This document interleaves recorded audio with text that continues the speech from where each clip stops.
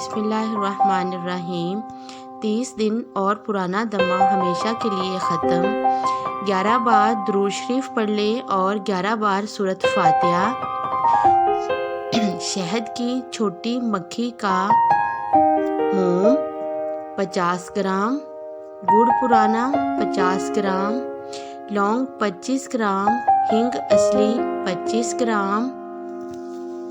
इन सब चीज़ों को अलग अलग कूट कर पीस लें। इसके बाद इन सब चीज़ों को मिक्स करके शहद के साथ दोबारा इतना कूटें कि सब चीज़ें यकजान हो जाएं। इसके बाद चने की दाल के बराबर गोलियां बना लें और 1 हफ्ता भर साया में खुश्क कर लें।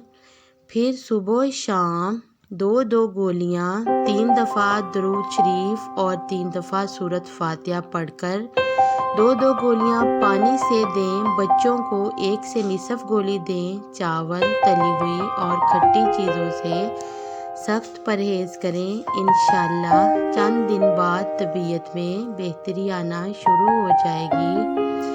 1 माह के कलील अरसा में बीमारी बिल्कुल जड़ से ख़त्म हो जाएगी। मरते दम तक दोबारा दमा ना होगा। वीडियो अच्छी लगी तो प्लीज़ लाइक करें और अनमोल वज़ाइफ को सब्सक्राइब भी कर दें। अल्लाह हाफ़िज़।